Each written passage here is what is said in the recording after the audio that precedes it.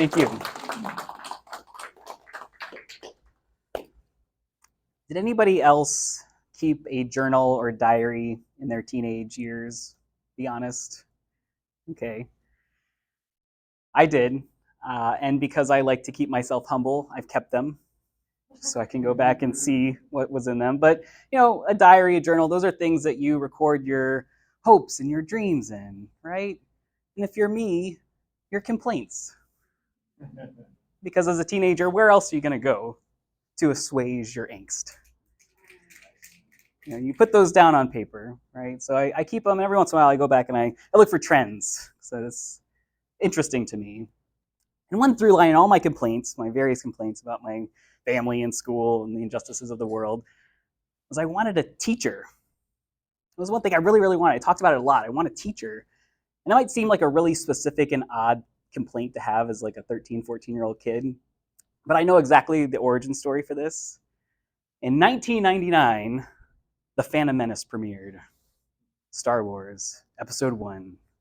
And then after those premiered, the Master and Apprentice books came out. It was a series about Obi-Wan and Qui-Gon Jinn and all their crazy adventures across the galaxy.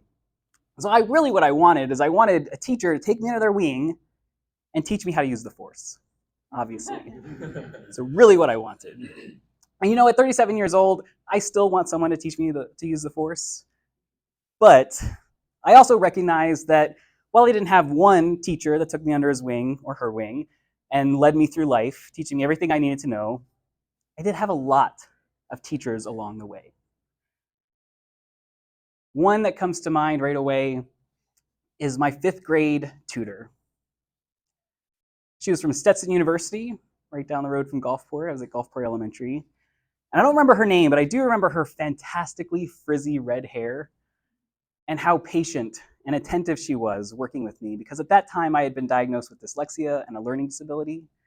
And when I didn't get something, I just kind of checked out. I felt really discouraged and I just shut down. And she was the first person that was able to sit with me and stay with me and find all the different ways to explain things until I finally got it.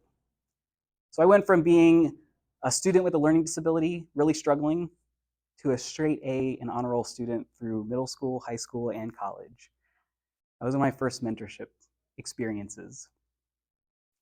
Also in elementary school, I decided I wanted to grow up to be a Ninja Turtle. So after at least one full summer of pestering my parents, they relented, and they signed me up for Gulfport Rec Center karate program. And that's where I met Sensei Diane Konstantinovic. And Sensei Diane taught me discipline. She taught me the truth of what your body can do. She taught me how to take a punch and still stay on my feet. In fact, one of her favorite sayings was, "No pain, no gain." She would say this as she was walking on top of you while you're doing flutter kicks in like your second minute. And you're like, okay, I agree, this will pay off at some point. One of my favorite moments under Diane's mentorship is when I was sparring an upper belt, like twice my size. Okay, maybe 2 feet taller than me. Okay, probably like 1.5 feet taller than me. But in my mind, in my child's mind, he's like definitely 2 feet taller. He's upper belt. He's been doing this for longer than I have. But I'm squaring up against him. And I know I can take him on because Diane taught me that I can do anything that I put my mind to. I have the discipline and the practice, and so I'm squaring up, looking for the perfect moment, and it comes. Perfect moment, just do this beautiful round kick. Landed. Right in the side of his head, and behind me, somewhere I can't see, I hear Diane go, "Yeah!" And in my mind, I'm like, "Yeah!" But I'm like, I gotta stay up though, because he's kind of mad. I kind of kicked him hard. Wasn't expecting that. Nobody was expecting that. It was just wonderful to have someone believe in you that much and stick with you and train you into something that you will be able to use for the rest of your life, like doing round kicks in the middle of a Toastmasters meeting. In middle school, I was introduced to Mr. Taylor. Mr. Taylor and I had something in common right away. He was a chess fanatic, and I love chess. He loved it so much that he dedicated half of his semester to teaching us about chess. He told us, day one, "I love this game so much, I'm going to be teaching you guys all the strategy, everything you need to know, beginning, middle, and end games. And if by the end of the semester you can beat me, you can checkmate me, you'll get an automatic A. No homework, no exam, no work at all." I was like, This is it. I don't need any lessons, Mr. Taylor. I challenge you after school today, day one. Day one. And he smiled at me, that smile that adults give children when they're about to do something really questionable. And he said, all right, see you after school. So after school, I saunter into Mr. Taylor's room, ready to get my automatic A. I sit down. Within the first couple moves, I realize I am screwed. He did a move I didn't even know the name of. I was like, is that legal? He wiped the floor with me. You can imagine that I spent the rest of the semester paying attention, learning about strategy, learning about how to think forward, long term. I learned a lot that year. In my corporate life, when I was released in the corporate wilds, I had a wonderful teacher, or boss really, but also teacher, named Jody Schrant.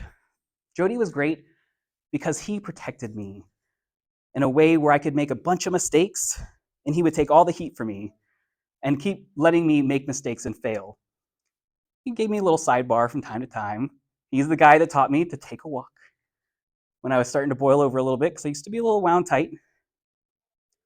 And taking that walk, thinking things through, having the protection and the safety of being able to take risks was huge. Later in my corporate career, Joan Scazzaro, during a nexus point of personal and professional strife, I had a full-on breakdown in her office.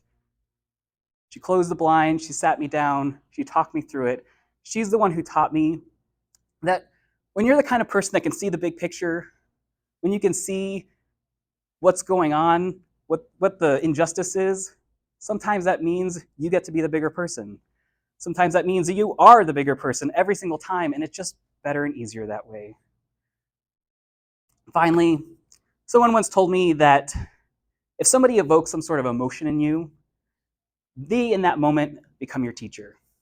And in that way, my sister has been the greatest teacher of all. My tormentor when I was young, and a little bit of an enigma as an adult. My sister is the unfortunate recipient of a mental health condition.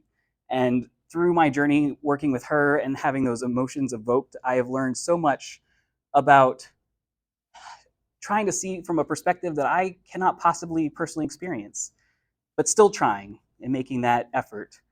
I don't think I'd be as far in my career and trying to help people without that particular teacher in my life. So I hope that you will remember that while you might not have one teacher taking you through your entire life, you can have a teacher anywhere, anyone that brings that emotion out in you and takes you under their wing. Thank you very much. Thank you.